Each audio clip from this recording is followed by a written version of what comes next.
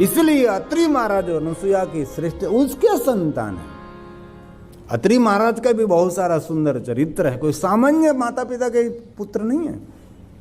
चंद्र स्वयं ब्रह्मा का अंश है और दुर्वासा मुनि शिव जी का अंश है और स्वयं दत्तात्रेय भगवान श्री हरि विष्णु जी का अंश है, जिन्हें गुरु परंपरा को जीवंत बनाया और बहुत सारा मार्गदर्शन दिया। दत्तात्रेय भगवान की श्रेष्ठता है। जो चंद्र एक समाज का सेवक है, सबकी सेवा करता है, ऋषि मुनियों के साथ रहता है और ऋषि मुनियों का कोई भी काम हो निरंतर सेवा। इसीलिए ऋषि मुनियों की सभा में जो अत्रि महाराज का मान सम्मान उसके समान उसके पुत्र चंद्र का भी सम्मान है। एक युवानी सेवा से दिव्य लगती है। युवानी में प्रतिष्ठा आप और लोग चाहना सेवा से मिलती है। इसलिए अत्रि महाराज का पुत्र चंद्र बड़े सेवाभावी थे। क्योंकि शिव महापुराण ग्रंथ में चंद्र के लिए बहुत बारी बात कर, लेकिन कथा को आकार देना कथाकार का कर्तव्य है। क्योंकि बहुत सारी कथा ऐसी है कि कोई भी पात्र को जो पुराण में कहा वैसे ही समाज के सामने इस पात्र को प्रदर्शित करना ये वक्ता के लिए योग्य नहीं है। एक एक पात्र की प्रशंसा करनी चाहिए। समाज की सेवा के अंदर ऋषि मुनियों की सेवा में निरंतर संलग्न रहता है, समर्पित रहता है। लेकिन युवान है, मन में एक विचार चल रहा है कि मुझे विवाह करना है, लेकिन ऐसी कोई मुझे कन्या मिले जिनको सेवा में प्रीति हो। मैं जो सेवा कार्य कर रहा हूं इसमें जिनको प्रेम हो, सेवा करे में मुझे मददरूप हो, ऐसी मुझे कोई सद्गुण संपन्न कन्या मिले तो ही मुझे विवाह करना है। तो एक बार ऐसे विचार को लेकर कहीं नैमिषारण्य के अंदर यज्ञ निमित्त बहुत सारे ऋषि पुत्री और राजा का पुत्र राजा की पुत्री हो सब एकत्र हुए थे। यज्ञ के निमित्त दर्शन करने के लिए सभी आए थे। तो चंद्र भी वहां गया था। तो इसमें दक्ष महाराज की पुत्री वीरणी की पुत्री रोहिणी भी वहां आई थी। चंद्र और रोहिणी का मिलन हुआ और चंद्र ने कहा मुझे विवाह तो करना है, लेकिन ऐसी कोई कन्या मिले मुझे मेरी सेवा कार्य में जो सहयोगी बने, सद्गुण संपन्न हो। तो रोहिणी ने भी कहा मैं भी मेरे मन में एक विचार करती हूँ कि ऐसा कोई मुझे युवक मिले जो प्रतिष्ठित हो, समाज के अंदर जिनका मान सम्मान हो। और महापुरुषों का एक स्वभाव रहता है, वो पैसे से ज्यादा प्रतिष्ठा को प्रेम करते हैं। प्रतिष्ठा को कभी कलंक नहीं लगाने देते। प्रतिष्ठा कभी कलंकित हुई तो धरती पर रहते भी नहीं। सज्जनों और महापुरुषों का एक स्वभाव रहता है, धन संपत्ति वैभव को प्रेम नहीं करते, अपनी प्रतिष्ठा को बहुत चाहते हैं, इसीलिए प्रतिष्ठा का बहुत ध्यान रखते हैं। तो मैं भी ऐसा सोचती हूँ कि ऐसा कोई प्रतिष्ठित युवक मुझे मिले समाज के अंदर जिनका सम्मान हो। दोनों ने विचारों की आप लेकिन और दोनों के विचार समान लगे। तब चंद्र ने कहा कि हम दोनों मेरे माता पिता के आगे इस बात को कहने का प्रयास करें, जो परमपिता ईश्वर की इच्छा होगी तो हम दोनों विवाह करेंगे। चंद्र ने पिता अत्रि महाराज को कहा और रोहिणी ने उसकी माता वीरणी को कहा। क्योंकि दोनों युवान हैं ना, इसीलिए थोड़ी मर्यादा रहती है। युवान बेटा अपनी माँ के साथ कुछ ऐसा वार्तालाप नहीं कर सकते, पिता के साथ वार्तालाप करता है। और आपके घर में पिता और पुत्र साथ में बैठकर मीठी मीठी बातें कर रहे हैं, आपके घर में पिता और पुत्र साथ में बैठकर मधुर मधुर बातें कर रहे हैं और खुश हैं, तो समझ लेना चाहिए आप मृत्यु लोक में नहीं रहते, आप स्वयं स्वर्ग लोक में रह रहे हैं। ये स्वर्ग का अनुभव है। ऐसे बहुत लोगों को मैंने देखा है, पिता और पुत्र एक पल भी अलग नहीं होते, साथ में ही रहते हैं, जैसे मित्र साथ में रहते हैं और कथा भी साथ में सुनते। ऐसे बहुत लोगों को मैंने इस दुनिया में वर्तमान युग कलयुग में ऐसे पिता और पुत्र को मैंने देखा है। तब मैं उसको कहता हूँ कि आप स्वर्ग लोक में जी रहे हैं, ये आप मृत्यु लोक में नहीं अभी है। इस कलयुग चल रहा है, बेटा और बाप दोनों एक दूसरे के सामने देखते नहीं और मित्र के भाव से रहते, तो समझ लेना चाहिए आपका बहुत पुण्य का उदय हुआ है। तो पिता को कहा कि पिताजी अत्रि महाराज, मेरी इच्छा है दक्ष महाराज की पुत्री वीरणी की पुत्री रोहिणी के साथ। और रोहिणी ने भी वहां वीरणी को कहा कि अत्रि महाराज का पुत्र है चंद्र और उसके साथ मुझे विवाह करना है। और वीरणी ने दक्ष महाराज को कहा दोनों पक्षों में बात हुई। अत्रि और अनसुया जी, दक्ष महाराज और वीरणी सब मिले, वार्तालाप हुआ। लेकिन देखो क्या असमानता है। रोहिणी राजा की पुत्री हैं, राजमहल में रहने वाली है, वो चंद्र पर्णव कुटीर में आश्रम में रहने वाला, ये ऋषि का पुत्र, वो राजा की पुत्री, कैसे मेल बैठेगा। लेकिन यहां संपत्ति की बराबरी नहीं, यहां संस्कार की बराबरी है। हम लोग संपत्ति की बराबरी करने के लिए निकलते हैं, इसीलिए बहुत गड़बड़ होती है। संस्कार की बराबरी करें। संपत्ति वाला कभी नीचे गिर सकता है, संस्कार संपन्न व्यक्ति कभी नीचे नहीं गिरता, वो हमेशा ऊपर उठता है। और दक्ष महाराज ने प्रसन्नतापूर्वक कहा, अत्रि महाराज मेरी पुत्री रोहिणी के साथ आपके चंद्र का विवाह जरूर होगा। माता अनसुया भी प्रसन्न हुई, अत्रि महाराज और चंद्र भी बहुत प्रसन्न हो गए। लेकिन दक्ष महाराज धीरे से कहा, क्योंकि बहुत भारी बात होती है ना, वो धीरे से करनी चाहिए, उसके लिए अवसर देखना चाहिए। इसी समय नहीं, प्लेटफॉर्म तैयार करो पहले, बाद में किसी के पास काम के लिए गए तो पहले प्लेटफॉर्म तैयार करो, वातावरण देखो क्या मूड है, क्या मानसिकता है। जैसे पत्नी पति का मूड देखती है तब कहती है कि कुछ खरीदना है, मूड के बिना कुछ नहीं होता ना। इसलिए स्वभाव, समय, संजोगों देखकर कोई बात कहनी चाहिए, है ना। इसलिए जितनी भारी बात है वो धीरे से कहो। आप किसी के साथ वार्तालाप करते हैं तो आपकी आवाज ऊंची नहीं होनी चाहिए, आपके शब्द बहुत श्रेष्ठ और ऊंचे होने चाहिए, शब्दों की गरिमा होनी चाहिए। और कभी आप बोलते नहीं, लेकिन आपके जो बॉडी लैंग्वेज है बहुत असर करती है। आप कितने ही विवेक सभर शब्द बोल रहे हैं, लेकिन आपके चेहरे पर जो ऐसा भाव है तो जहर जैसे अमृत पी रहा है ऐसा लग रहा है। जहर कभी अमृत पान नहीं करता ना, लेकिन ऐसा लग रहा है, ऐसा अनुभूति होने लगती है। इसलिए आपका जो हाव भाव, चेहरे का भाव है बहुत जिनमें काम करता है। क्या कहते हैं अंग्रेजी में, बिहेवियर हूँ कहवाय ना, શું કહેવાય अंग्रेजी में? हाँ बस ये तमने आवड़े એટલે तुम बोलो, उसके ऊपर बहुत ध्यान देना चाहिए। किसी के घर जाते हैं, कितने ही सत्कार करते हैं, लेकिन उसके चेहरे पर पता लग जाता है कि हम आए उसको ठीक नहीं लगा। सब कुछ छुपा सकते हैं, लेकिन आपके चेहरे का भाव आप कभी छुपा नहीं सकते। दक्ष महाराज ने धीरे से कहा, अत्रि महाराज हमारे परिवार में एक निर्णय लिया गया है कि जिनके साथ रोहिणी विवाह करेगी उसके साथ हमारी दूसरी 26 बेटियां है, उसके साथ वो भी विवाह करेगी। इसलिए चंद्र का विवाह हमारी 27 पुत्रियों के साथ आपको करना पड़ेगा। पूरी नक्षत्रों की बात है, लेकिन इस बात को हम छोड़े अभी। और चंद्र ने तो कह दिया कि नहीं मुझे तो रोहिणी के साथ विवाह करता है, अन्य स्वभाव से मैं परिचित नहीं हूँ। तो जिसके स्वभाव से परिचित नहीं है उसके साथ मिल नहीं बैठता कभी। ग्रहो મળે કે ન મળે પણ સ્વભાવ મળવો જોઈએ। ઘણી વાર ગ્રહો મળે પણ સ્વભાવ વિચિત્ર હોય તો लाख कुंडली देखो, लेकिन जिनकी मुंडली भगवान शिव के चरणों में अर्पण नहीं हुई उसकी कुंडली हमारे लिए क्या काम की। और कुंडली के ग्रह इधर उधर है, लेकिन जो अपनी मुंडली महादेव को अर्पण कर देते हैं उसकी ग्रहों की कुंडली सब ठीक कर देते हैं महादेव जी। उसके जीवन में कुछ भी अड़चन नहीं रहती। ये शिव की महिमा, ये महादेव की महिमा है। इसलिए तो शिव जी की एक श्रेष्ठता है ना। इसलिए जो महादेव का भक्त है उसके लिए देवताओं ने भी कहा वो हमारे लिए प्रणम्य है। शिव भक्तों की कितनी महिमा होगी कि देवताओं ने स्वयं ने कह दिया कि महादेव जी आपके भक्त हमारे लिए प्रणम्य है, मेरे लिए वंदनीय है, ऐसा देवताओं ने कहा। ये शिव भक्तों की महिमा है। और मैं यही काम कर रहा हूँ, सबको शिव भक्ति पिला रहा हूँ। कोई भी तरीके से उसके हृदय में शिव भक्ति का बीज रोप कर अंकुरित होना चाहिए। शिव से कभी दूर नहीं होना चाहिए जीव, क्योंकि जीव का कल्याण करने वाला स्वयं शिव ही है। सांब सदाशिव, सांब सदाशिव, अंबा के साथ महादेव हमारा सर्व कल्याण करते हैं शिव।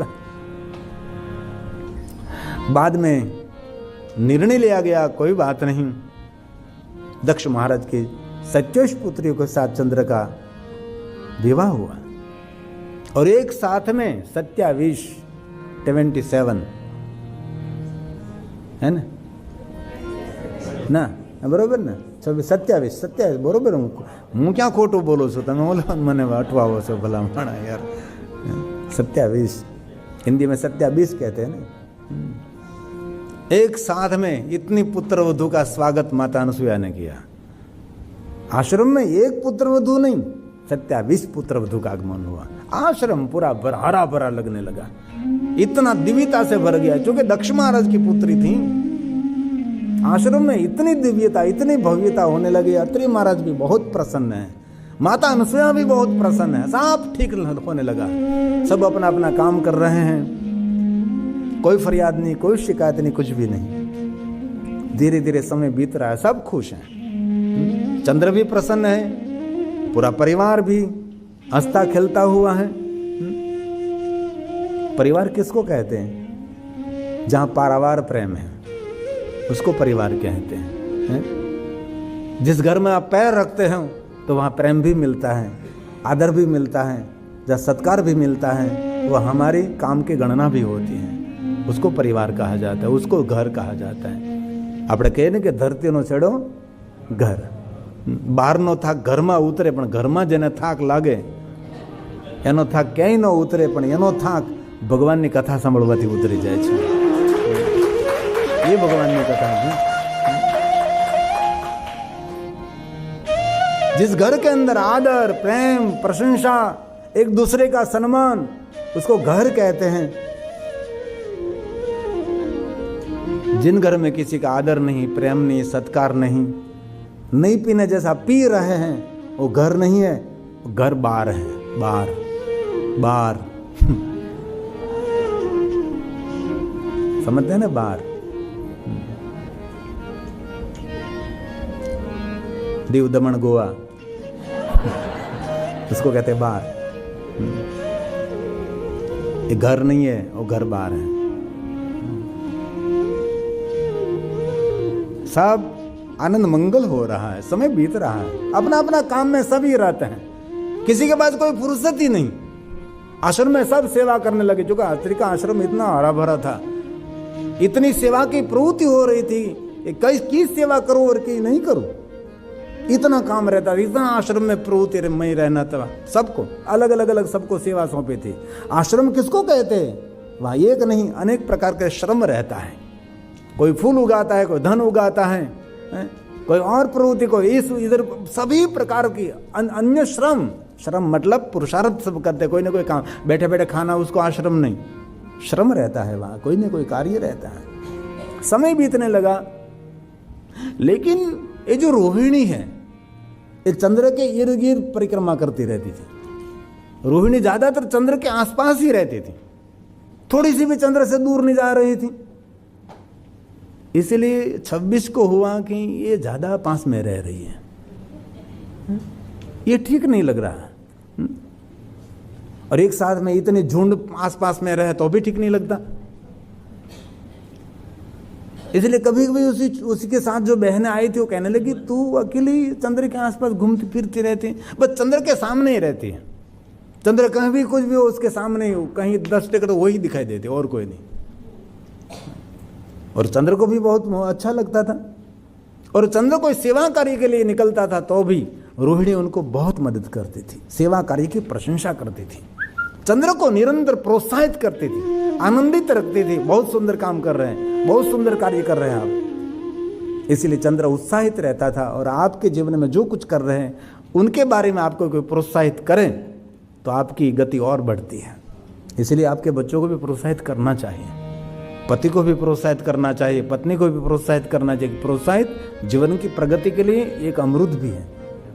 कभी कभी कहना चाहिए, वाह शाबाश, क्या किया।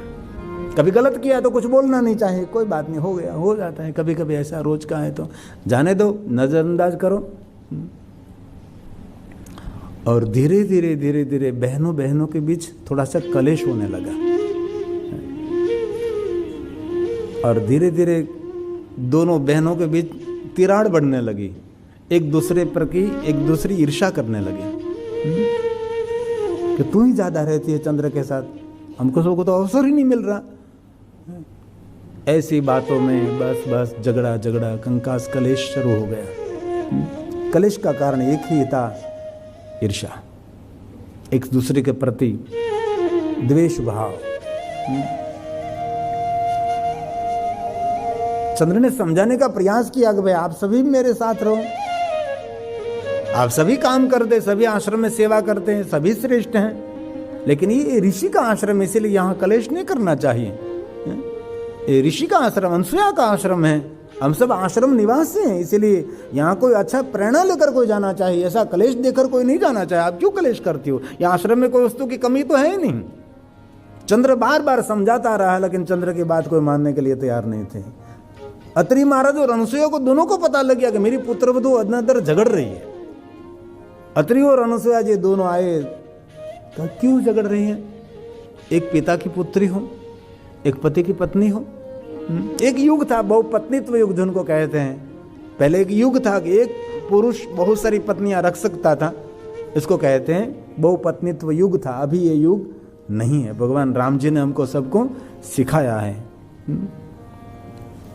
ये समय था।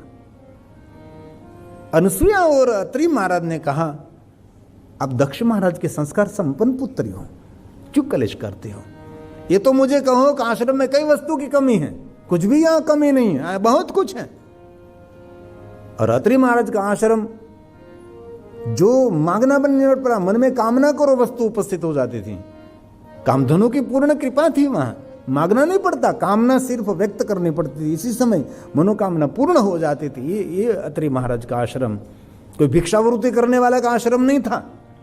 अत्रि और अनसुया का तप का साम्राज्य था, वहां तपोबल था, वहां देवताओं निरंतर आते जाते रहते थे। इतना दिव्यता से भरा हुआ आश्रम अत्रि और अनसुया का था। तो अभी कलेश कलेश कलेश, निरंतर कलेश चलता रहा। और जिन घर में निरंतर कलेश रहता है ना, वो धीरे धीरे घर पूरा समाप्त हो जाता है, पूरा घर छिन्न भिन्न हो जाएगा।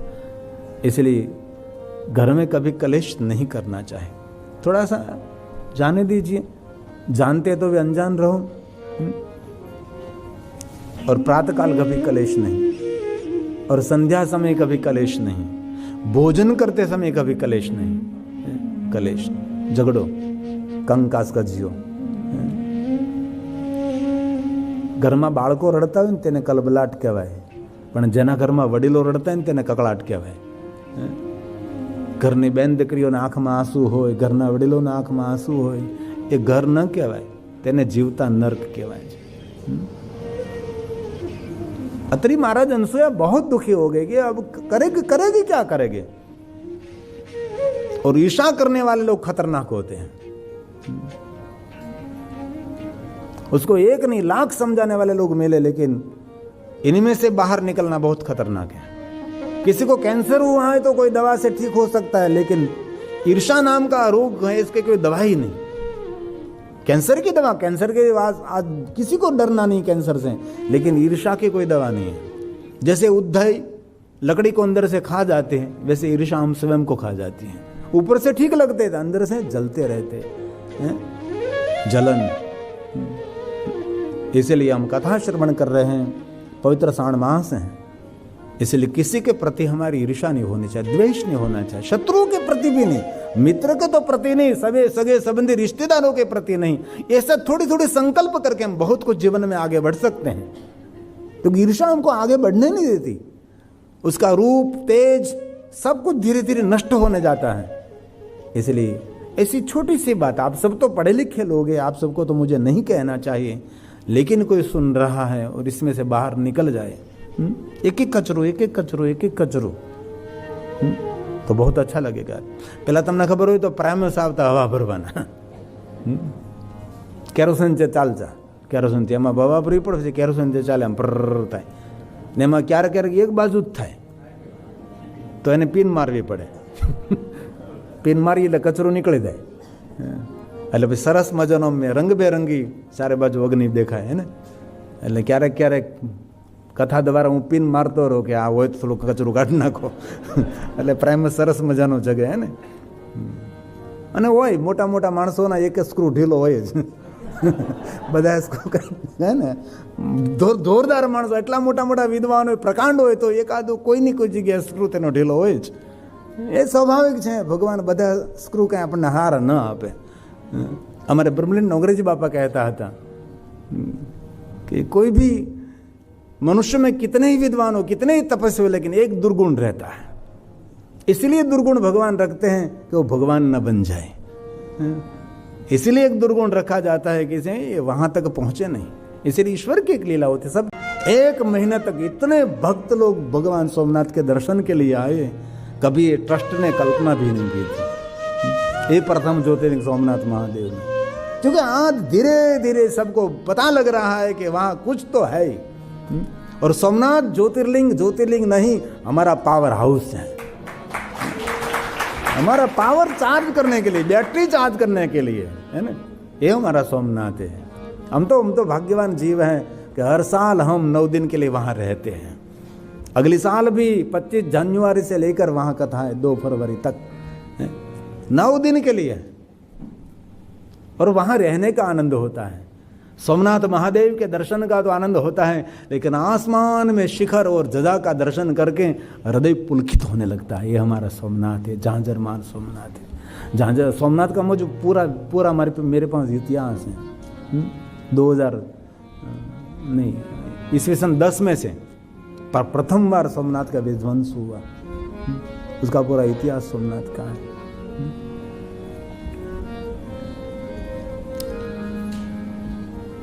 तो सब ने मिलकर पिताजी को कहा, पिताजी हम सुखी नहीं हैं, और बेटी का दुख देखकर पिता कभी सुखी नहीं हो सकता। बेटे का दुख देख सकता है पिता, लेकिन बेटी का नहीं, क्योंकि पिता का निजी स्वभाव है, उसका प्रेम पुत्र के प्रति तो रहता है, लेकिन अधिक प्रेम उसका पुत्र की ओर रहता है। और ईश्वर का सर्जन भी ऐसा है, बेटा माँ जैसा लगता है, बेटी बाप जैसी लगती है। ज्यादातर हमने देखा है सेम उसकी कॉपी ही लगती है। ये बाप और बेटे का एक अलग घनिष्ठ रिश्ता है। तो दक्ष महाराज को बहुत दुख हुआ कि अरे ऋषि का आश्रम है, मेरी पुत्रियां सब, दुख का कारण या क्या है बहुत समझा नहीं, और ऐसे आ गए। और पुत्रियों ने कह भी दिया कि रोहिणी को बहुत सम्मान मिल रहा है, हमको सम्मान नहीं मिल रहा है। जिस घर में सम्मान नहीं उस घर में क्या रहे। दक्ष महाराज भी, दक्ष मतलब चतुर्बुद्धि, अगवी बुद्धि, बहुत सोच समझकर कुछ करते हैं। चंद्र को मिले और चंद्र को कहा, चंद्र आप श्रेष्ठ हैं, आप महान हैं, विमले कुलेचा, विमल कुल में आपका जन्म हुआ है। अत्रि महाराज की क्या मान सम्मान प्रतिष्ठा। अनसुया जी की गाथा देवलोक में गाते हैं देवता।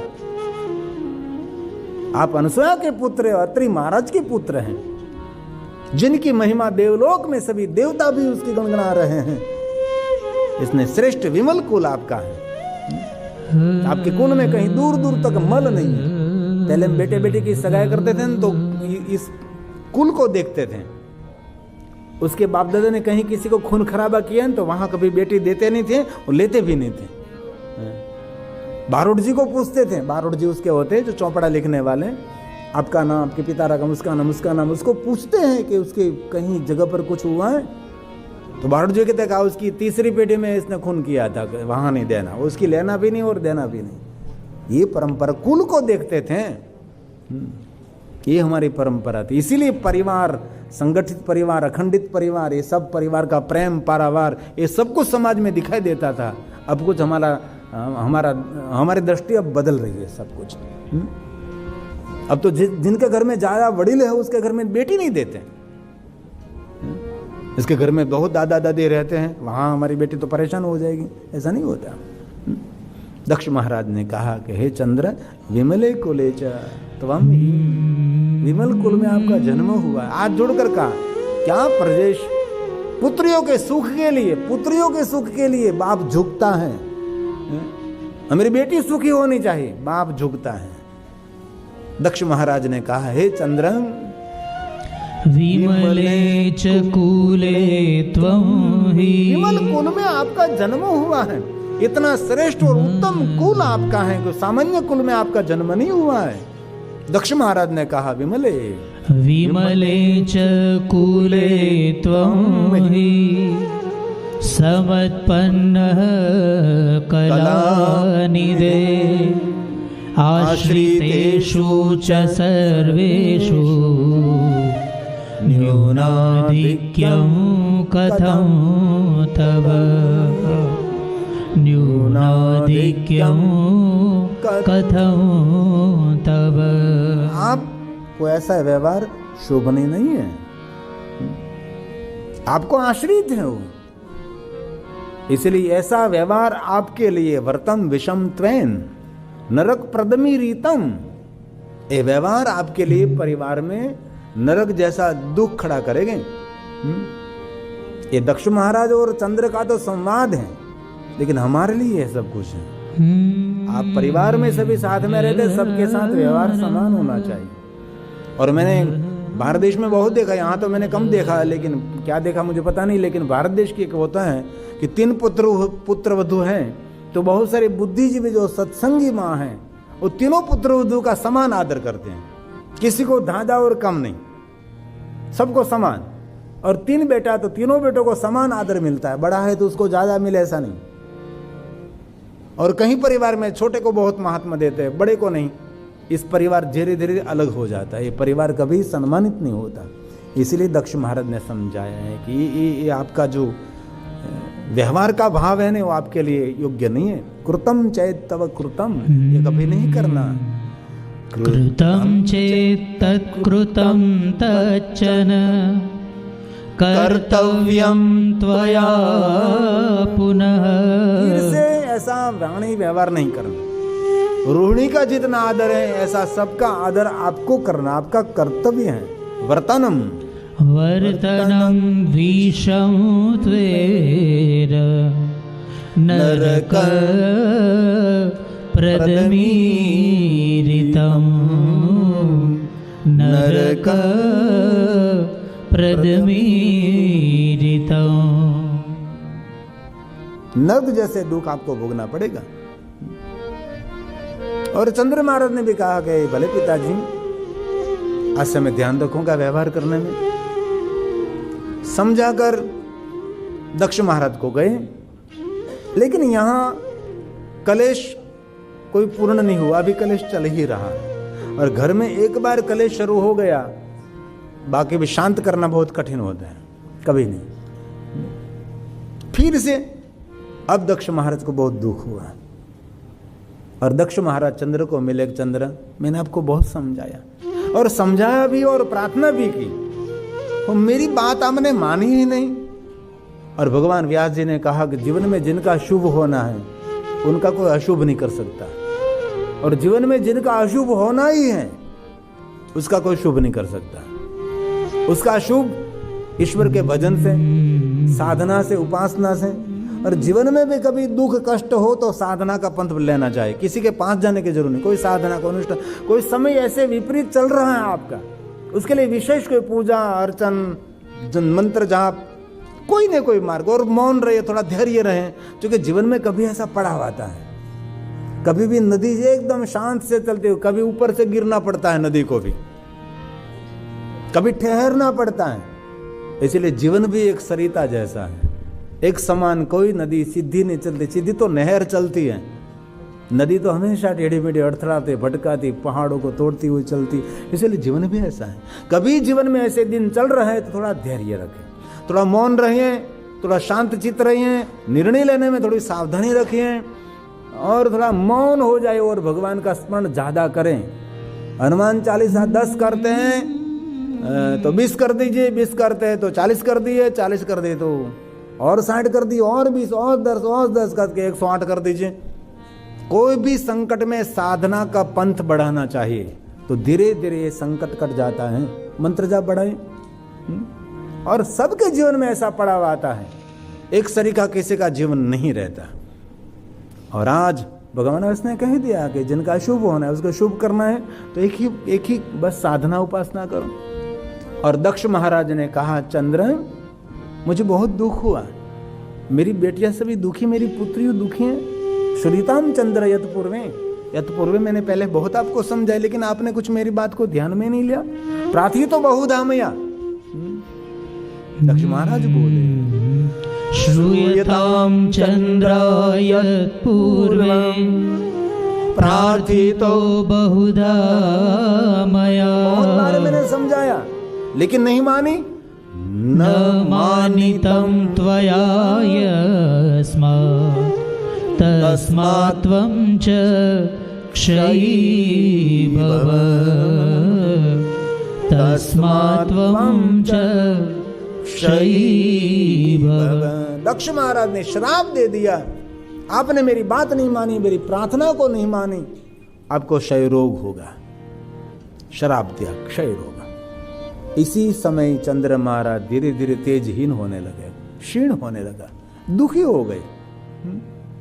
और इसी समय रोहिणी, उसकी 26 बहन सभी पिताजी को कहने लगी, पिताजी ये क्या कर दिया आपने? एक तो दुखी थी और आपने श्राप दे दिया, और भी दुख में वृद्धि कर दिया आपने। ये क्या किया आपने? ये नहीं करना, श्राप देने के लिए नहीं होगा, समझाने के लिए हमने कहा था। सभी पुत्रियों पिताजी को कहने लगी, पिताजी आपने बहुत गलत कर दिया। तब दक्ष महाराज ने कहा, मेरी गलती को मैं स्वीकारता। और दक्ष महाराज ने बहुत सारी बातें इस समय कही जो श्लोकात्मक हैं। आवेग में, आवेश में, लागणी में, भावावेश में, क्रोध में कोई निर्णय नहीं लेना चाहिए। मेरी पुत्रियों के प्रति मेरा बहुत भाव, बहुत प्रेम और लागणी थी, बहुत लगाव था। इसके कारण इस भावावेश में मैं आ गया। आवेग में, आवेश में, क्रोध में कभी नहीं। और निर्णय रहिए आप। इसलिए कभी भी हमारे जीवन में ऐसी स्थिति हो, कभी क्रोध आ रहा है तो कभी कोई निर्णय नहीं, कभी कोई आवेग आ रहा है, आवेश आ रहा है, किसी के प्रति अति लागणी हो रही है, तो निर्णय लेने में पीछे हटो। बाकी गलत निर्णय लेकर आप जीवन को गलत बना सकते हैं। इसीलिए इस समय मौन, धैर्य और शांत रहिए। और दुख बांटने से दुख बढ़ता है। जीवन में क्यारेय पण आवा दुख ना पड़ावा आवे त्यारे एकांत, शांत, मौन અને બહુ હૃદયથી કહું છું, દુઃખના દિવસોમાં કોઈની સામે આહુડા નહીં પડવાના। आपके मुख पर मुस्कुराहट है तो दुनिया आपके साथ है, वरना आंसुओं की जगह तो आंख में भी नहीं है ने। आंखें धक्को मारीने आंसुओने बहार काढवा जरूर नहीं। इसीलिए रड़तो माणस सारो न लागे, हसतो माणस हमेशा सारो लागे छे। हृदयमां दर्दने दफनावीने हसતું રહેવું એ સહેલું નથી, बहुत कठिन है। दुख में रड़વું ये बहुत સહેલું છે, पर दुखना दर्द ने हृदय में छुपावीने चेहरो हसतो राखो ये बहु कठिन है। दरेकना जीवन में पड़ावा आवता ज होय छे। અને મેં તો ઘણીવાર કહ્યું, ક્યારે એવા દુઃખ પડે તો કોઈને આગળ રડવાનું નહીં, કોઈને ખબર ના પડે તેમ આપણા ઘરમાં નાનકડું મંદિર એ આપણા માટે રડવાનો ખૂણો છે। હર ઘરમાં હોય નાનકડું મંદિર હોય જ, દેવસ્થાન હોય જ, ઈશાન ખૂણામાં ભગવાનને બેસાડ્યા હોય, નાનકડા ભગવાન બધા બેઠા હોય, ત્યાં જઈને હિબકા ભરી લેવાના, કોઈને ખબર ના પડે। કોઈ આવી જાય તો પછી છેડા કાઢતા હોય ને એવો ભાવ કરવો। એટલે પહેલાં એમ થાય, આમ ખબર જ નહીં પડવા દે ને રેડા છીએ આપ, શા માટે ભાઈ? દુનિયા સામે હસતા રહી, શા માટે રડતા રહી? અને ચડાવ ઉતાર તો જીવનમાં આવવાના જ તે ને, એમાં ક્યાં મોટી વાત છે?